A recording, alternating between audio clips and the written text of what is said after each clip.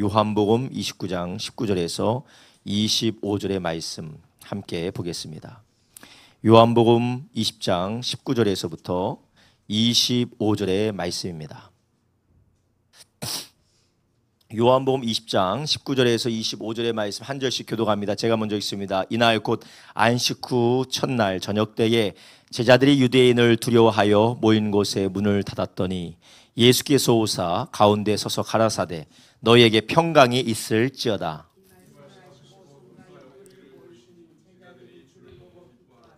예수께서 또 가라사대 너희에게 평강이 있을지어다. 아버지께서 나를 보내신 것 같이 나도 너희를 보내노라.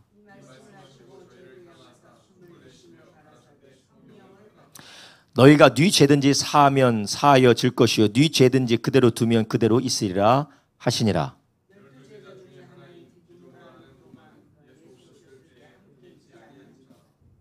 다른 제자들이 그에게 이르되 우리가 주를 보았노라 하니 도마가 가로되 내가 그 손에 못자국을 보며 내 손가락을 그 못자국에 넣으며 내 손을 그 옆구리에 넣어보지 않고는 믿지 아니하겠노라 하니라. 아멘. 25절까지입니다. 25절까지입니다. 26절부터 31절까지 쭉 하려고 했는데 이게 좀 두 개로 나눠서 보는 게 좀 좋겠다 해서 25절까지 우리가 읽었습니다. 오늘 본문을 중심으로 제자들을 찾아오신 예수님, 제자들을 찾아오신 예수님이라는 제목으로 함께 은혜를 나누려고 합니다. 성경에서 우리에게 계시하시는 그 하나님의 역사와 또 우리 주님의 성품은 잃어버린 자를 찾으시는 하나님이십니다. 하나님께서 잃어버린 자들이 각기 제 길로 가는 잃어버린 자들, 하나님의 양들을 내버려 두지 아니하시고 찾아가서 구원하시고 찾아가서 옳은 길로 인도하시는 것이 바로 하나님이십니다. 길을 잃은 이스라엘 백성들을 하나님께서는 애굽에서 찾아오셨죠. 출애굽시키셔서 가나안 땅으로 인도하셨습니다. 길을 잃은 이스라엘 백성들에게 예수 그리스도를 보내셔서 목자 없는 어린 양들처럼 방황하고 유리하는 자들을 예수님께서 인도하셔서 그들을 구원해 주셨습니다. 지금도 마찬가지입니다. 하나님께서는 잃어버린 자들, 방황하는 자들, 길을 잃은 자들 하나님은 불쌍히 계시고 그들을 옳은 길로 이끌어 가시는 줄 믿으시기 바랍니다. 그런데 하나님께서 이렇게 옳은 길로 인도하실 때 그분의 인내와 그분의 자비와 그분의 긍휼함이 얼마나 풍성한지 그분은 지칠 줄 모른다라는 것이에요. 여러분, 양의 특성이 길을 잃어버리는데 그 길을 잃는 것이 일회적인 잃음이 아닙니다. 항상 잃어버려요. 항상 잃어버려요. 주인이 없으면, 목자가 없으면 양은 항상 이사야서 말씀대로 각기 제 길로 가는 것이 양의 특성입니다. 우리가 예수님의 양이어서 목자의 음성을 듣기도 하지만 우리는 각기 제 길로 가는 연약함을 우리가 가지고 있어요. 그렇기 때문에 우리가 죄악 가운데 길을 잃어버렸고 모든 사람들이 죄로 인하여서 각기 제 길로 가다가 생명을 잃어버리고 그들이 잘못된 길에 빠져든 것입니다.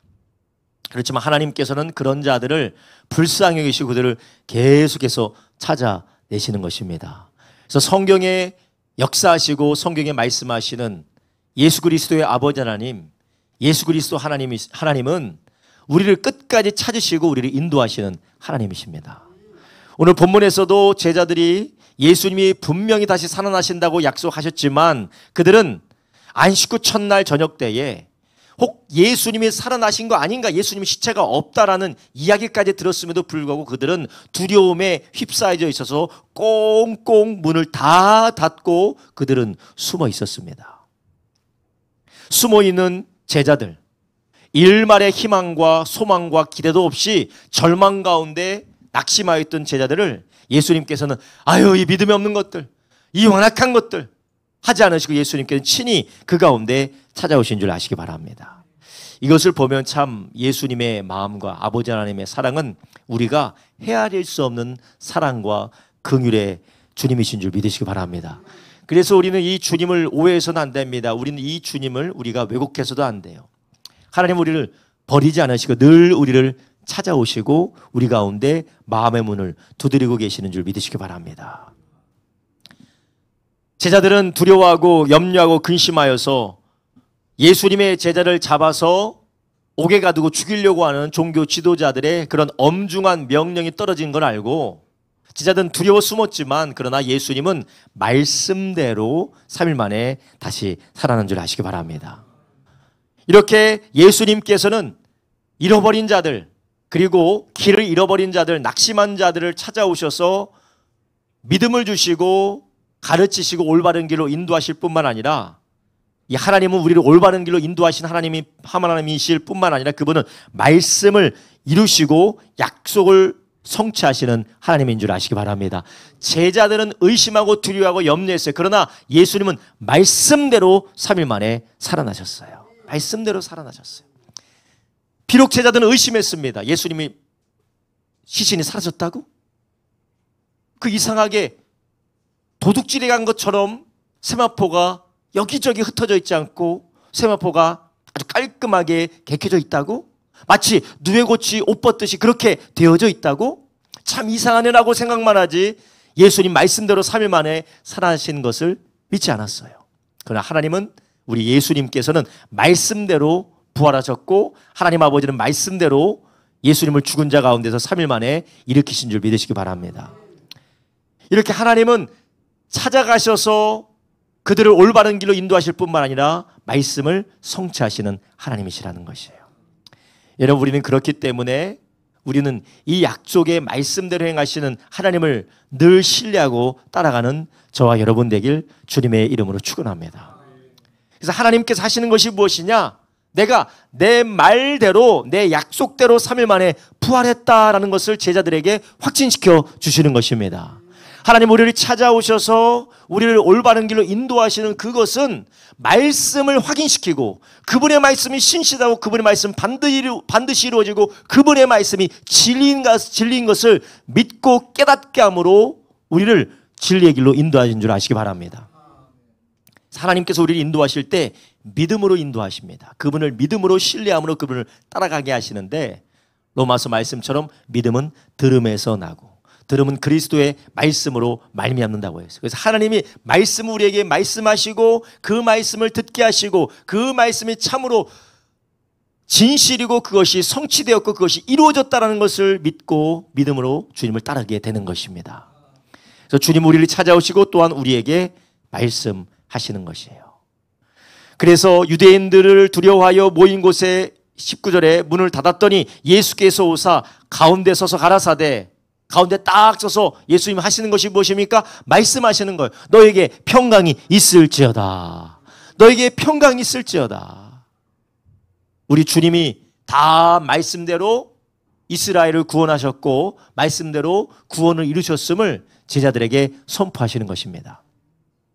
여러분, 우리는 상황이 부정적으로 흘러가고 또 우리가 기대하지 않았던 일들이 우리 가운데 벌어지게 되면 우리는 불안해합니다. 염려합니다. 하나님의 우리에게 약속하신 그 말씀을 붙들기보다는 상황 때문에 우리가 흔들리게 돼요. 그러나 하나님은 하신 말씀을 반드시 이루어서 우리에게 평강을 주시는 하나님인 줄 아시기 바랍니다. 요즘 들어서 우리 성도님들이 어려운 일들이 계속해서 일어나고 그러면 제 마음이 너무나도 힘들어요. 하나님, 저는 이것을 어떻게 해야 될지 모르겠습니다. 성도들이 아프고 성도님 부모님들이 아프고 성도님들이 수술을 받고 막 여러 가지 어려운 일, 자녀의 문제 여러 가지 일이 생기면 저는 그 일들을 마주할 때마다 막 마음 가운데 괴로워요. 내 죄 때문에 그런 것 같고 내가 잘못한 것 때문에 그렇고 내가 능력이 없어서 그런 것 같고 내가 뭔가 부족하기 때문에 내가 이런 일이 생긴 것 같다는 것 때문에 막 견딜 수가 없어요. 그럴 때마다 내 안에서 하나님께서 어떤 그런 감동을 주시느냐? 그렇습니다. 하나님, 이거는 내가 할 수 있는 일이 아닙니다.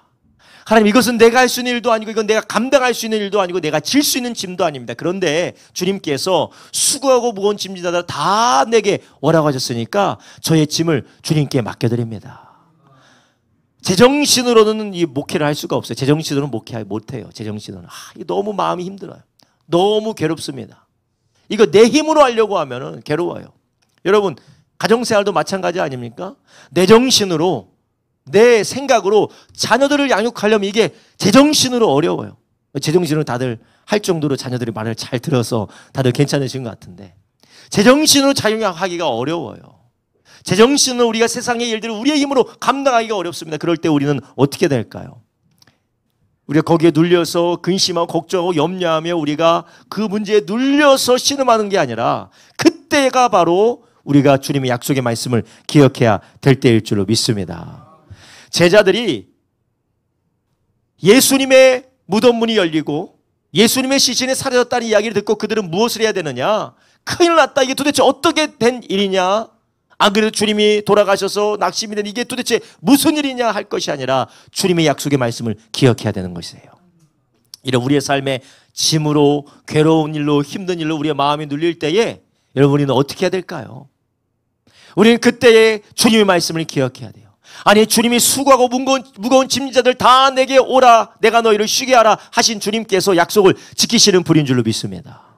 그렇기 때문에 그분께 짐을 내려놓는 거예요. 주님 저는 이거 질 수가 없습니다. 하나님 저는 연약하고 저는 능력도 안 되고 저는 할 수 없습니다. 이 짐을 저는 질 수 없습니다. 그렇지만 주님이 대신 지신다고 약속해 주셨으니까 주님 대신 져 주십시오 라고 기도할 뿐이에요. 주님께 짐을 맡기고 기도할 뿐이고 주님께 짐을 맡기고 주님께 간구할 뿐입니다. 그러나 약속을 붙들고 기도하는 자를 들으시고 그 주님께서는 그 짐을 대신 져시는 줄로 믿습니다. 할렐루야. 이게 바로 너에게 평강이 있을지어다. 이 평강이 하나님께서 우리에게 주시는 이 평강이에요. 여러분 이 평강은 우리 예수님께서 말씀하신 것과 같이 요한복음 14장에 내가 주는 평강은 세상이 주는 평강과 같지 않다라고 했습니다. 예수님이 주는 이 평강은 세상이 일시적이고 또 다른 문제가 오면 또 그 가운데서 낙심하는 가짜 평안이 아니라 주님이 주시는 평안은 확실하고도 영원한 평안인 줄로 믿습니다. 여러분 우리가 이 주님의 약속의 말씀을 믿느냐 아니면 상황 가운데 제자들처럼 흔들려서 두려워하여 모인 문들을 닫고 주님을 기대하기보다는 염려하고 근심하느냐. 우리 늘 그 선택 앞에 우리가 기로에 서 있는 거예요. 바라기 우리 모든 성도님들이 말씀을 약속을 반드시 이루시는 그 주님과 하나님의 성품을 신뢰하고 그분을 의지하는 저와 여러분 되기를 예수님의 이름으로 축원합니다. 주님께서 찾아오셔서 말씀이 확실하고 그분의 말씀은 성취된다는 것을 그들에게 보여주시는 것이에요. 그래서 제자들이 어떻게 하였습니까? 20절에 이렇게 해요. 이 말씀을 하시고 손과 옆구리를 보이시니 제자들이 주를 보고 어떻게 했다고요? 기뻐하더라. 기뻐하였어요. 여러분 하나님의 말씀을 붙들 때 우리 가운데 솟아나는 것이 있습니다. 그게 바로 무엇입니까? 기쁨인 줄 아시기 바랍니다. 하나님의 말씀을 붙들 때에 하나님의 약속의 말씀을 붙들고 그분을 신뢰할 때에 여전히 상황은 똑같고 괴로움도 똑같고 문제가 해결되어져 있지 않지만 하나님이 우리에게 주시는 기쁨이 우리 가운데 솟아나오는 줄 믿으시기 바랍니다. 이것이 바로 하나님의 약속이 주시는 우리에게 주시는 확신이고 기쁨이라는 것이에요. 여러분 우리가 하나님의 말씀을 붙들 때 이런 기쁨으로 넉넉히 승리하게 될 줄로 믿습니다. 제자들이 예수님의 못자국과 예수님의 옆구리의 창자국을 보고 주님이 부활하셨구나. 이 부활하신 주님이 문이 닫혔음에도 불구하고 부활하신 영광스러운 육신으로 여기까지 오셨구나 라고 그들이 확인하게 될 때 말씀대로 부활하셨구나라는 그들의 믿음이 찾아올 때 그들 가운데 기쁨이 있는 것이에요. 이런 우리의 삶에도 이런 기쁨이 충만하시기를 예수님의 이름으로 축원합니다. 우리가 약속의 말씀으로 말미암는 기쁨이 아니라 단지 환경이 해결되는 오면 기쁨, 단지 환경이 개선되고 내가 원하는 대로 일이 흘러갈 때만 기뻐하는 그런 세상의 제한적이고 일시적인 기쁨이 아니라 상황과 상관없이 환경과 상관없이 문제와 상관없이 결국 말씀대로 나를 살리시고 지키시고 승리하게 하실 것이라는 주님을 믿는 기쁨이 저와 여러분에게 있기를 예수님의 이름으로 축원합니다. 여러분 그렇다면 제자들이 2000년 전에 다락방에서 그들이 모인 그곳에서 예수님의 못자국과 예수님의 창자국을 보고 그들이 기뻐했다면 부활하신 주님을 보고 기뻐했다면 지금 오늘날 우리는 무엇으로 인하여 기뻐해야 될까요? 무엇이 우리에게 증거일까요? 오늘날 우리도 사사기에 나오는 기도원처럼 문 밖에다가 솜을 갖다 놓고 솜이 젖기를 기다리고 솜 주변이 젖기를 기다리면서 표적을 계속해서 구해야 될까요? 여러분 어떤 사람들은 지금도 표적을 구하시는 분들이 있어요. 하나님 제발 나에게 표적을 주십시오. 하나님 나를 인도하실 것이라는 확실한 증거를 보여주십시오. 물론 하나님이 그것을 외면하진 않으시죠. 우리 주님께서는 믿음을 가진 자가 주님 앞에 구하는 표적을 주님께서는 외면하지 않으세요. 그런데 성경에서 믿음이 아니라 의심 때문에 표적을 구하는 사람들에게 예수님이 표적을 보여주셨습니까? 안 보여주셨습니까? 안 보여주셨어요. 여러분, 우리는 주님께 표적을 구하기 전에 먼저 내 마음의 중심을 돌아봐야 돼요. 예수님은 예수님의 공생의 사역에서 의심으로 표적을 구하는 자들에게 한 번도 그 표적을 보여주지 않으셨습니다. 심지어는 하나님께서 표적을, 능력을 나타내실 수가 없다고까지 성경에서 예수님께서 예수님의 동네에서 의심하는 자, 믿지 아니함으로 주님께서 일하실 수 없었다라고도 말씀하셨습니다. 예수님을 시험하는 바리새인들, 예수님에게 표적을 구하는 바리새인들에게 예수님이 뭐라고 하셨습니까? 마태복음 12장 38절에서 39절에 이렇게 말씀하고 계십니다. 그때 서기관과 바리새인 중 몇 사람이 말하되 선생님이 우리에게 표적 보여주시기를 원하나이다. 이들의 마음의 중심에는 무엇이 있습니까? 믿음이 아니에요. 믿음이 부족해서 더 믿음을 갖기 위해서 예수님께 표적 보여달라고 하는 게 아닙니다. 예수님을 의심하고 그들 가운데 예수님의 강렬한 의심을 가지고 예수님을 시험하기 위해서 표적을 보여달라는 것이었어요. 예, 우리 성도님들에게도 마찬가지입니다. 성도님들의 마음 가운데 의심과 염려와 걱정과 그리고 하나님을 향한 불신앙으로 하나님이 정말 살아계시면 이렇게 해주십시오라고 할 때 하나님이 역사해 주실까요? 하나님은 그러한 시험에 응답하지 않으십니다. 그러나 겸손하게 하나님을 사랑함으로 하나님을 신뢰함으로 귀신 들린 자의 아버지가 나의 믿음 없음을 불쌍히 여겨 주십시오 할 때 하나님께서는 예수 그리스도를 통하여 표적을 보여서 귀신이 떠나가게 된 것입니다.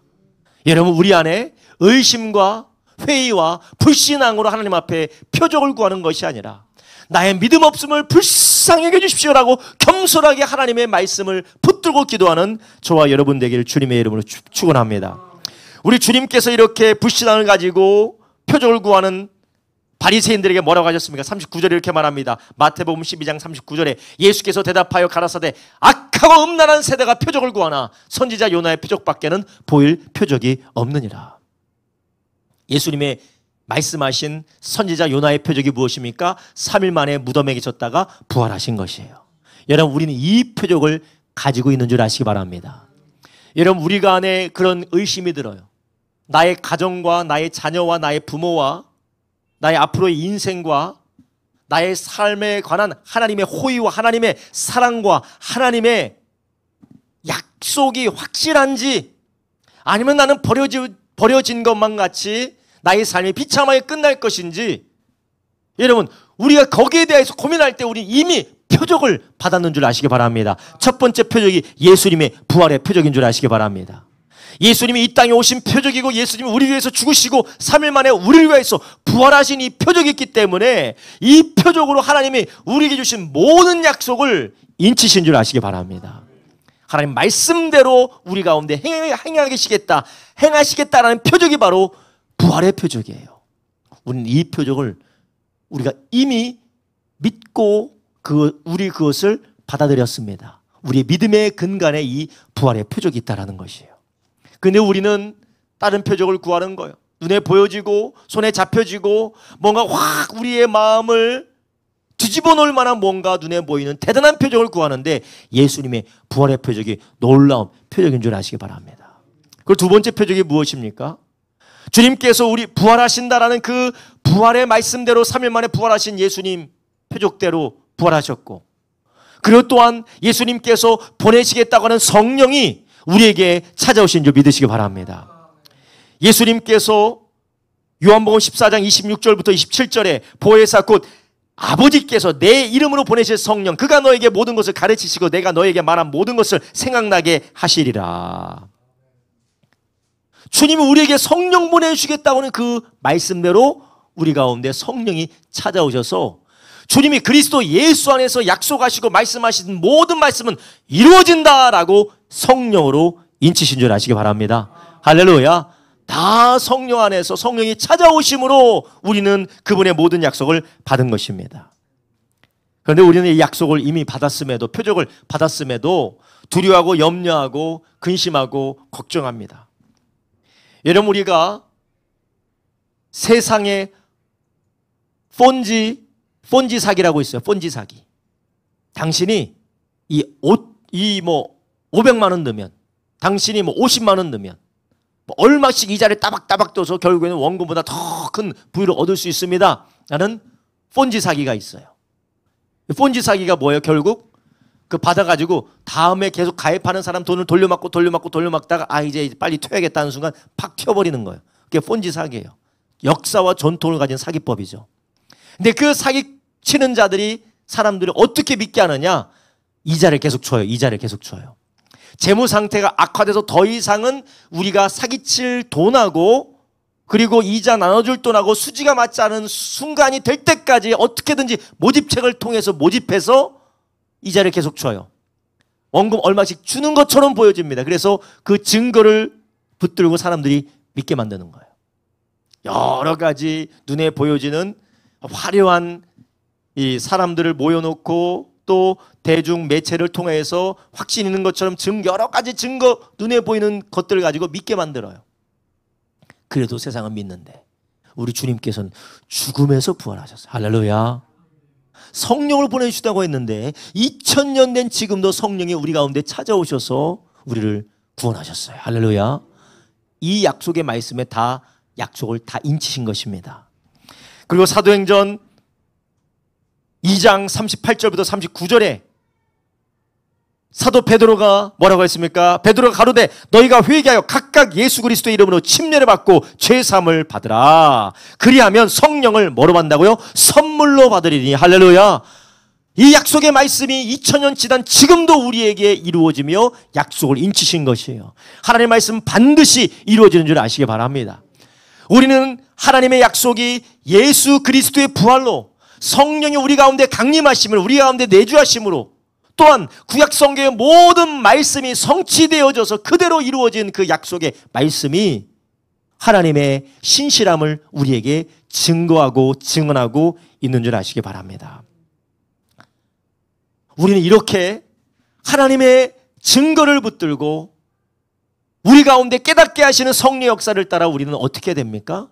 두려워해서 문을 꽉 닫고 있는 것이 아니라 주님이 오셔서 역사할 수 있도록 기대와 소망을 가지고 살아가시기를 예수님의 이름으로 축원합니다. 그럼에도 불구하고 우리 주님께서는 우리를 찾아오신다라는 것이에요. 찾아오셔서 하나님은 그분의 자녀들에게 평안을 주시기를 원하세요. 하나님의 자녀들에게 평안을 주시고 하나님의 자녀들에게 기쁨을 주시고 하나님의 자녀들에게 너는 안전해. 걱정하지 마. 염려하지 마. 너는 안전하다.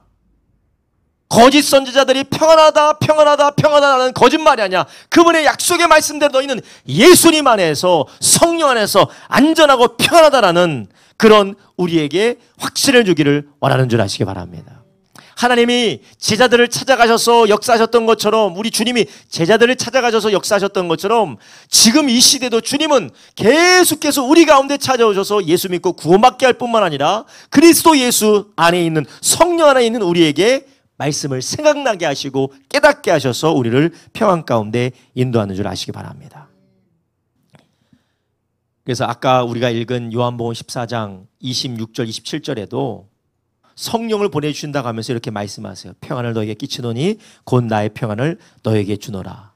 내가 너에게 주는 것은 세상이 주는 것 같지 아니하니라. 너희는 마음에 근심도 말고 두려워하지도 말라. 이것을 누가 하시느냐? 성령님이 오셔서 하신다라는 거예요. 성령님이 오셔서 우리 가운데 그분의 말씀을 생각나게 하시고 그분의 말씀을 기억나게 하시고 그분이 신실하심을 깨닫게 하심으로 우리 가운데 평안을 주시는 것이에요. 그래서 로마서 8장에 뭐라고 하고 있습니다. 육신의 생각은 사망이고 영의 생각은 생명과 평안이니라. 로마서 8장 6절에 육신의 생각은 사망이라는 거예요. 그래서 우리가 세상 바라보고 사람 바라보고 현실 바라볼 때는 근심, 걱정, 염려, 걱정으로 죽습니다. 염려로 죽을 것 같아요. 근심으로 죽을 것 같아요. 왜냐? 육신의 생각은 사망이기 때문에 그렇습니다. 그러나 영의 생각은 성령의 생각은 생명과 평안이다라는 것입니다. 여러분 그래서 우리는 계속해서 우리를 찾아오셔서 우리에게 말씀하시고 우리에게 하나님의 말씀을 기억나게 하시는 성령님의 역사를 따라 인도받으시기를 주님의 이름으로 축원합니다. 할렐루야. 사랑하는 여러분, 우리가 그렇기 때문에 우리는 이 변치 않는 하나님의 약속의 말씀을 붙들게 하시는 성령님의 이끄심을 받기를 주님의 이름으로 축원합니다. 여러분, 성령님은 우리를 찾아오셔서 우리를 인도하실 때 어떻게 인도하십니까? 성령님은 말씀으로 인도하십니다. 말씀을 사용하셔서 말씀 자체로 우리를 인도하세요. 하나님의 말씀으로 그분의 그 말씀대로 역사하신 우리 가운데 확신을 주시고 깨닫게 해주시고 기억나게 해주셔서 이 말씀으로 우리 가운데 성령의 생각은 바로 말씀의 생각이고 성령의 생각은 말씀에 뿌리내는 삶인 줄 아시기 바랍니다. 그래 우리는 이 성령의 생각이 말씀으로 역사하지 않으면 우리는 뿌리가 없는 나무처럼 바람이 불면 훅 떠나가는 겁니다. 문제가 생기면 흔들거리다가 어디 갔는지 몰라요. 그래서 흔들거리다가 우리가 낙심하고 좌절하게 되는 것입니다. 여러분, 성령님께서는 우리에게 계속해서 우리에게 말씀을 생각나게 하시고 성령의 생각으로 그분의 약속이 신실하다는 것을 우리 가운데 깨우쳐 주시고 계세요. 이러한 삶을 매일매일 살아가시기를 예수님의 이름으로 축원합니다. 그래서 22절에 이렇게 말씀하십니다. 죄송합니다. 21절에 이렇게 말씀하십니다. 예수께서 또 가라사대 너희에게 평강이 있을지어다. 아버지께서 나를 보내신 것 같이 나도 너희를 보내노라. 22절 이 말씀을 하시며 저희를 향하사 숨을 내쉬며 가라사대 성령을 받으라. 성령을 받으라. 주님이 우리를 찾아오셔서 우리가 근심하고 걱정하고 염려하는 가운데 성령님으로 말미암아 하나님의 약속은 반드시 이루어지며 그분의 약속의 말씀대로 신실하게 역사하신다는 것을 우리를 깨닫게 하시고 우리 가운데 인도하시게 하시는데 이 모든 역사가 무엇으로 말미암다고요? 성령으로 말미암다. 그래서 우리가 성령에 충만하지 않으면 성령으로 말미암아 말씀 가운데 뿌리내리지 않으면 우리는 문 닫고 두려워하는 제자들처럼 살 수밖에 없다라는 것입니다. 이런 우리를 일으키시는 분이 바로 성령 하나님이세요.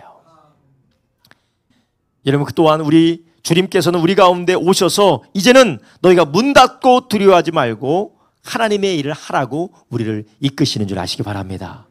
그래서 주님께서 뭐라고 하십니까?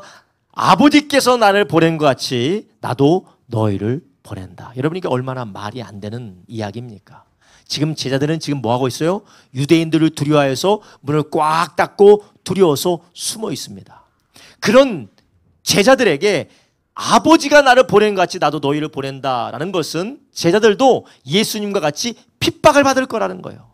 예수님처럼 죽임을 당할 거라는 것입니다. 예수님처럼 환난 가운데 넘겨지게 될 거라는 겁니다. 그 일을 위해서 내가 너희를 보내겠다라는 것입니다.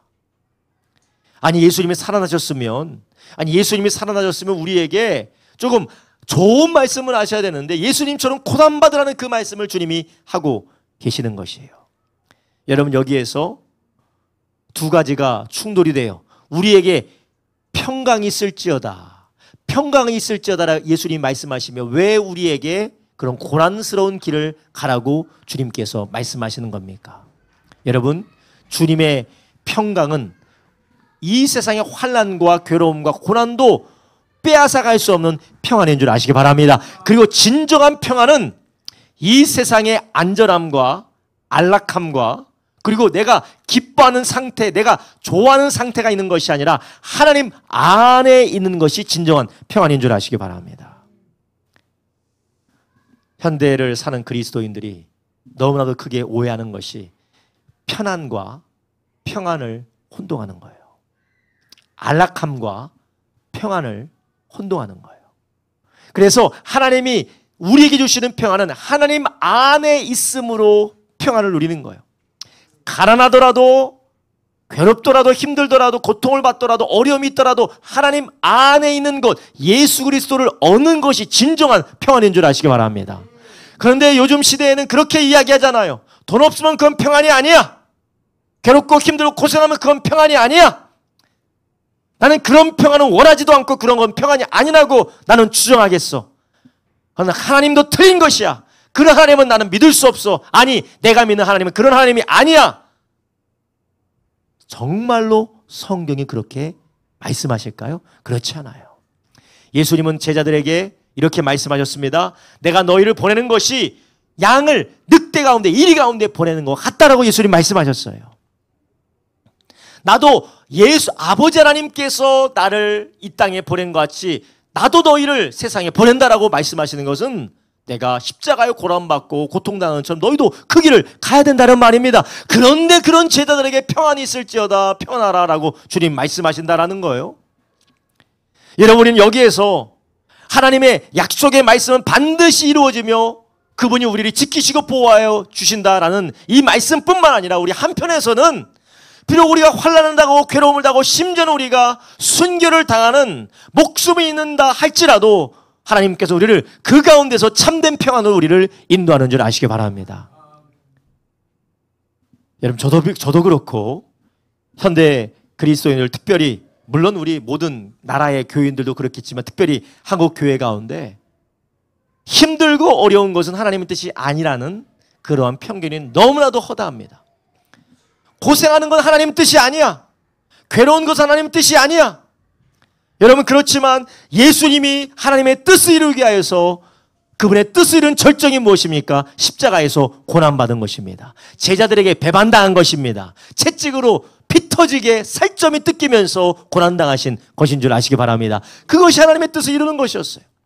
우리가 예수님을 믿고 예수님을 따라가고 예수님을 닮아간다고 하면서 우리가 고난을 두려워하고 고난을 미워하고 고난을 우리가 거부하고 고난은 주님이 주신 것이 아니라고 우리가 스스로 계속해서 하나님의 말씀을 거부한다면 그것은 주님이 주는 참된 평안이 아니고 세상이 주는 가짜 평안에 우리가 중독되어져 있기 때문에 그래요.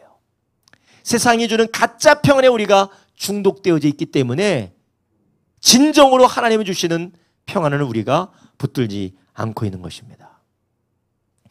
우리는 비록 예수님과 같이 고난받고 괴로움을 당한다 할지라도 우리 주님께서 우리를 보내시고 우리에게 감당하게 하시고 우리에게 하라고 하신 그 일을 감당함을 통하여서 하늘로부터 오는 평안을 우리가 누리게 될 줄로 믿습니다.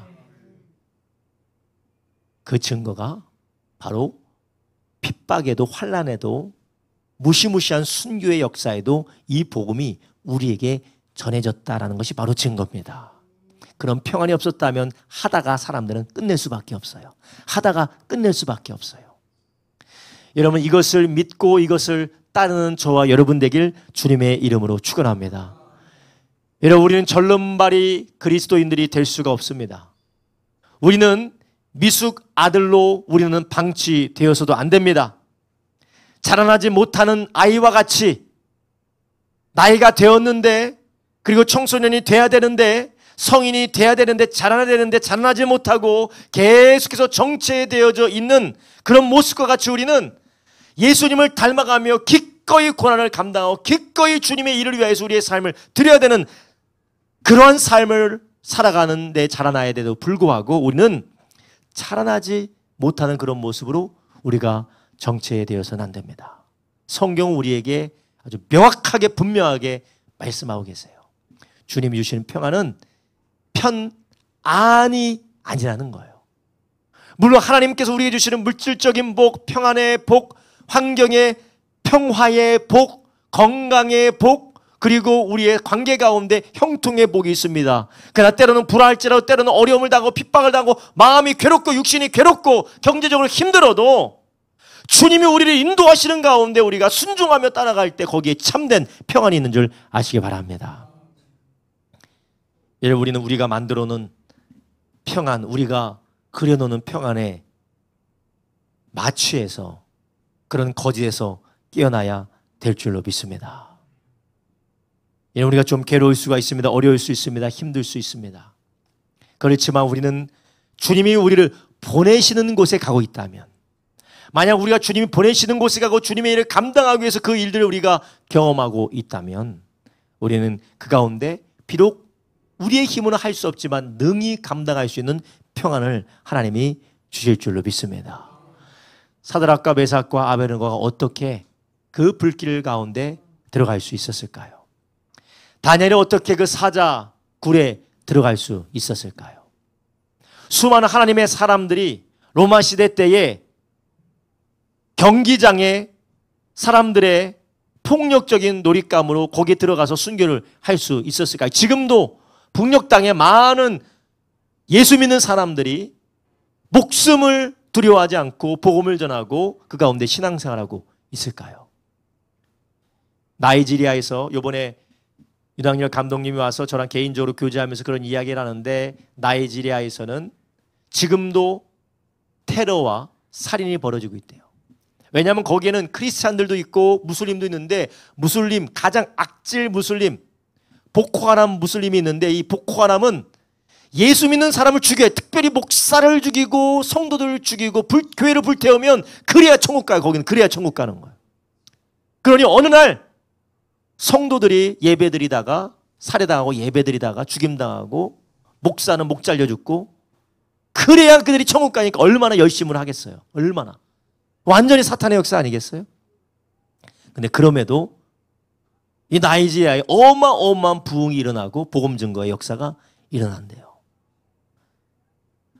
그게 바로 참 평안인 줄로 믿습니다. 우리 한국 교회도 원래 그랬잖아요. 처음에 그런 복음의 순교의 역사와 가난과 핍박과 그리고 환난에도 불구하고 복음을 증거하고 예수 그리스도의 제자의 삶을 살아냈던 그 믿음의 선지들을 통하여서 한국 교회가 뿌리 내리고 지금까지 오게 되지 않았습니까? 그런데 어느 순간 너무나도 부자가 되고 너무나도 사회가 평안하고 전쟁도 없어지고 경제도 발전하고 문화도 풍성해지고 삶이 안락해지니까 주님을 따르는 일에 괴로움과 어려움과 고통이란 절대로 있어서도 안 된다라고 복음이 왜곡되어져 버린 것이에요. 복음이 왜곡되어져 버렸어요. 그래서 조금만 괴롭고 힘든 일이 오면 하나님의 살아계시면 이럴 수가 있나? 뭐 큰 문제가 일어난 것이라고 오해하고 믿음에서 낙심이 되는 것입니다. 여러분, 예수님께서 평안하라 하시면서 왜 제자들을 아버지께서 나를 보내신 것 같이 나도 너희를 보내노라 라고 예수님 말씀하셨습니까? 그것이 진정한 평안이기 때문에 그렇습니다. 그래서 찬송에도 그런 찬송이 있잖아요. 주 예수보다 더 귀한 것 없네. 우리가 모든 것을 잃어버릴지라도 예수님을 얻으면 다 얻은 거예요. 할렐루야. 이거 다 잃어버릴까봐, 다 잃어버리실까봐 아멘 안 하시나. 모든 걸 다 잃어버렸을지라도 예수 얻으면 다 얻은 거예요. 저희 아버지가 예수님 믿느라, 물론 예수님 믿느라 그런 건지 죄 때문에 그런지는 모르겠지만 아무튼 결과적으로 보면 예수님을 믿느라죠. 건강 잃어버리지 않았으면 예수님 믿었겠습니까? 재물 잃어버리지 않았으면 예수님 믿었겠어요? 재물 믿죠? 건강 믿죠? 그런데 예수 믿기 위해서 그것을 다 잃어버리고 난 다음에 보니까 오히려 그것이 복이라는 것이에요. 여러분, 우리의 삶에 잃어버린 것 많아요. 때로는 사람도 잃어버릴 때도 있고, 때로는 재물도 잃어버릴 때도 있고, 건강도 잃어버릴 때도 있고, 내가 그렇게 사랑하는 것들을 잃어버릴 때도 있습니다. 심지어는 예수님 더 잘 믿으려고 하다가 예수님 더 잘 믿기 위해서 그것을 버려야 될 때도 있어요. 그러면 그게 잘못된 신앙입니까? 오히려 이 시대에는 그것을 잘못된 것이라고 얘기하고 신앙을 타협할지라도 신앙을 타협하고 적당한 신앙생활 할지라도 돈을 붙들어야 되고 명예를 붙들어야 되고 생활의 안정을 붙들어야 된다는 그런 배교가 우리 가운데 만연하지 않습니까? 우리 가운데 이러한 어두운 생각이, 육신의 생각이 우리를 사망으로 이끌어가는 그런 미혹의 역사가 떠나가기를 주님의 이름으로 축원합니다. 오히려 우리는 우리 가운데 찾아오셔서 비록 검을 주실지라도 불을 던지실지라도 우리 가운데 평안을 주시고 하나님의 일을 하게 하시는 주님을 따라가기를 예수님의 이름으로 축원합니다. 또 주님 일 하다 보면 좀 괴로울 수 있습니다. 어려울 수 있어요. 아, 내가 정말 힘들고 어렵다. 내가 이렇게까지 해야 되냐? 정말 더 괴롭다. 내가 이렇게까지 해야 되냐? 그것이 주님의 원하시고 주님께서 가게 하시는 길이라면 우린 그 가운데 평안을 누릴 수 있는 줄 아시기 바랍니다. 주님 우리를 거기로 보내시고 성령께서 그 일을 감당하게 하시는 것이에요. 우리가 성령으로 그 일을 가게 하시고 부르신 그 주님을 의지할 때 하나님께서 우리를 끝까지 감당하여 승리하게 하실 줄로 믿습니다. 오늘 본문에 나오는 이 주님의 평안, 주님의 평안은 물질적, 육체적, 관계적, 그리고 사회 지위적, 가정 안에 있는 우리가 일반적으로 추구하는 것들과 상반될 수도 있어요. 그리고 하나님 안에 머물고 하나님의 뜻이 먼저가 되는 저와 여러분 되길 주님의 이름으로 축원합니다. 그래서 예수님께서 뭐라고 하셨어요? 누구든지 나를 따라오려거든 자기 형제와 자매와 부모와 자기 목숨까지도 미워하지 않으면 나를 따라올 수 없느니라. 나의 제자가 되지 못한다. 이것은 미워하라는 말이 아니라 우선순위를 둬야 된다는 것이에요. 주님의 말씀과 주님의 뜻에 우선순위를 둬야 된다는 것입니다. 우리가 다 가정 파괴범이 되자는 것이 아닙니다. 우리 다 천륜을 거스르는 그런 비상식적인 사람이 되자는 것이 아니에요. 우리의 우선순위가 주님의 약속의 말씀이 되시기를 주님의 이름으로 축원합니다. 주님 분명히 약속하셨어요. 신실하신 주님께서 나를 위하여 자기 자식과 전토를 벌인 자들, 목숨까지 버린 자들은 몇 배로 온다고요? 할렐루야.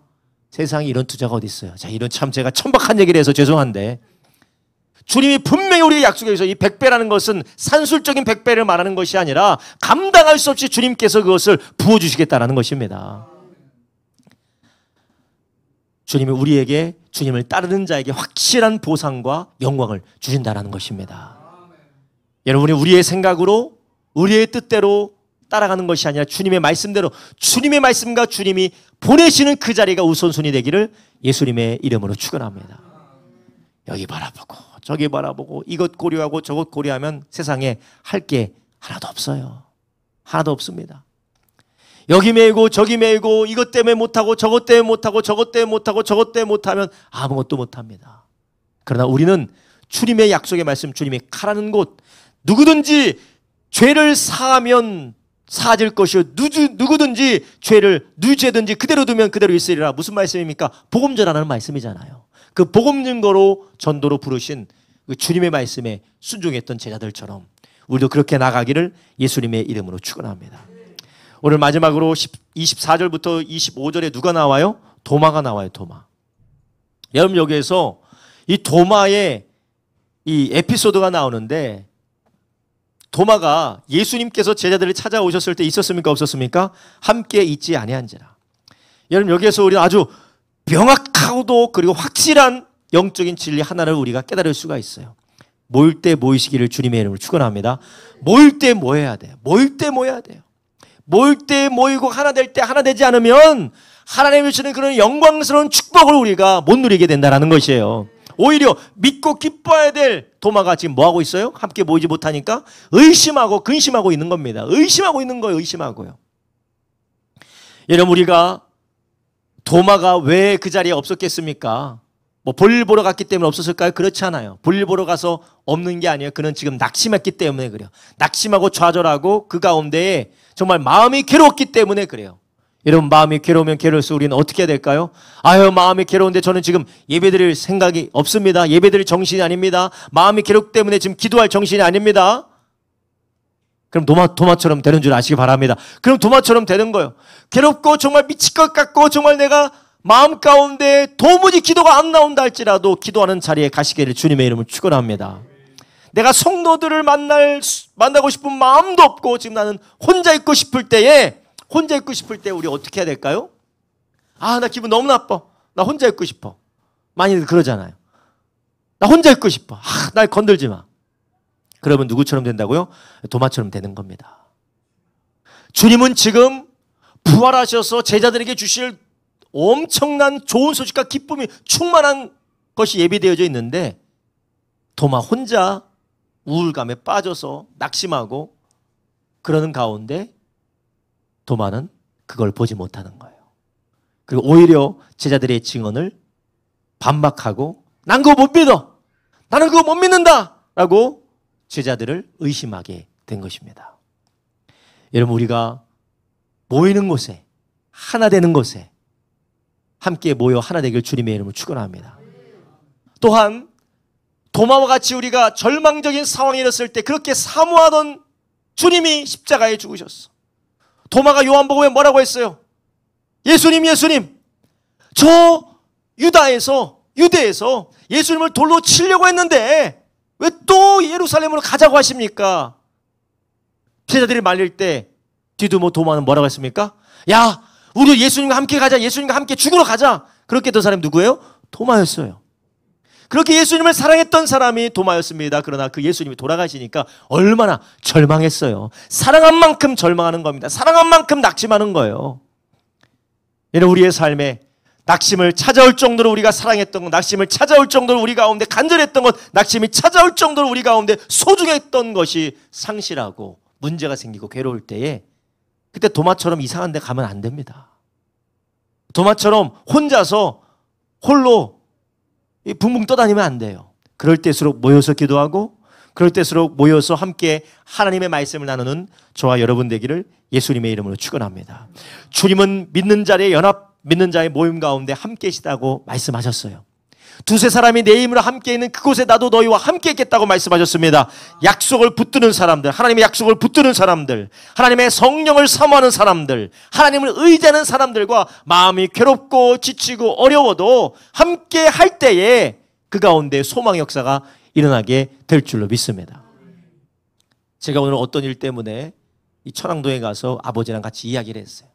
아버지가 이런저런 이야기를 하는데 이충호 집사님이 이런저런 막 기분 좋지 않는 일이 있었어. 기분 좋지 않는 일이 있어서 이 언사가 좋지 않으셨어요. 같이 모여서 믿음 얘기를 하고 하나님의 축복을 얘기하니까 조금 있다가 기분이 확 풀려져 가지고 하나님의 은혜를 찬양하고 마음이 부드러워지셨어요. 왜 그렇습니까? 함께 있으니까 그래요. 모이는 자리에 하나님의 사람의 자리에 함께 있어 격려받고 기도하며 하나님 말씀 붙들 때 그 가운데 우리 가운데 살아난 역사가 있게 될 줄로 믿습니다. 기쁨의 역사가 있게 될 줄로 믿습니다. 달걀이 먼저냐 닭이 먼저냐 인 것처럼 우리가 모일 때 주님이 계시느냐, 주님은 모인 자리 가운데 주님은 모인 자 가운데 찾아오시느냐, 아니면 모였을 때 찾아오시느냐, 아니면 주님이 찾아오시는 곳이 모이는 곳이냐, 우리가 뭐가 먼저냐라고 얘기할 수 없지만 중요한 것은 우리가 모이는 게 중요한 것이에요. 주님의 약속의 말씀을 붙들고 괴롭고 힘들고 낙심이 되지만 그것을 붙들고 함께 모이는 게 중요한 것이에요. 여러분, 우리는 도마처럼 근심하고 걱정하고 너무나도 절망해서 이리저리 떠도는 발걸음이 아니라 우리의 발걸음을 성도의 교제로 돌리시기를 예수님의 이름으로 축원합니다. 직장에서 너무 힘들었어. 자녀 때문에 너무 힘들어. 내가 이것 때문에 너무 힘들어. 저것 때문에 힘들어. 나 좀 홀로 주세요. 나만 좀 가만히 놔둬주세요. 예, 그 마음 정말 이해합니다. 정말 이해해요. 그러나 성경은 그럴 때일수록 어떻게 하라 합니까? 모여라라는 것이에요. 안식 후 첫날 저녁 때에 유대인들을 두려워하여 모인 그곳 문들을 닫았던 그 제자들은 똑같이 낙심하지 않았겠습니까? 똑같이 좌절했어요. 그런데 차이가 있어요. 모여서 있느냐 홀로 떨어져 있느냐, 거기 차이 있는 거예요. 우리가 하나님의 자녀들이 비록 부족하고 연약하지만 모였을 때 주님의 놀라운 회복의 역사가 있게 될 줄로 믿습니다. 할렐루야. 성령이 임하셨을 때도 골방 가운데 홀로 떨어져 있는데 따로따로 임하지 않으셨습니다. 함께 모여서 저녁 기도에 있을 때에 그 마가다락방에 오순절 성령 강림의 역사가 일어난 줄로 믿습니다. 우리 모든 성도님들이 함께 교제하고 함께 나누고 함께 기도하고 함께 서로의 문제를 내어놓고 하나님 앞에 간절히 외칠 때에 우리 주님께서 우리 가운데 찾아오셔서 평안 주시고 우리를 사명 가운데 인도하시는 놀라운 역사 부어주실 줄로 믿습니다. 기도하겠습니다. 이 시간 우리 함께 기도할 때 주님께서 오늘 주신 이 말씀대로 하나님, 내가 주님의 말씀은 반드시 이루어진다는 믿음으로 살게 하여 주시옵소서. 주님의 부활의 표적으로 성령의 임재하신, 성령이 우리 가운데 내주하신 표적으로 주님께서 구약 성경의 모든 말씀대로 예언대로 성취하시고 이 땅에 예수 그리스도를 보내주신 이 예언의 약속의 말씀이 반드시 이루어졌던 것처럼 우리 가운데 이 말씀대로 우리를 살리시고 지키시고 보호하시고 우리에게 평안 주신다는 그 말씀을 붙들고 살아가는 우리가 되게 하여 주시옵소서. 하나님 아버지, 우리의 평안이 세상에 안락한 편안으로 우리가 변질되지 말게 해주시고 주님 안에 거하며 주님 말씀대로 성령의 인도를 받으며 살아가게 하여 주시옵소서. 주님이 고난이 있을지라도 괴로움이 있을지라도 주님 따라가는 순종 가운데 진정한 평안을 누리는 우리가 되게 하여 주시옵소서. 성령의 생각이 생명과 평안이라 하였사오니 육신의 생각이 아닌 성령으로 나가게 하여 주시옵소서. 주여 우리가 홀로 있지 아니하고 고립되어 있지 아니하고 주여 우리가 믿는 자의 연합 가운데 아버지 두세 사람이 모인 곳에 같이 계시겠다는 성령의 약속의 말씀대로 주여 우리가 그 연합한 아버지 하나님의 하나 되는 역사를 따라 살아갈 수 있도록 우리도 인도하여 주시옵소서. 우리 주여 세 번 물합심하여 기도합니다. 주여 주여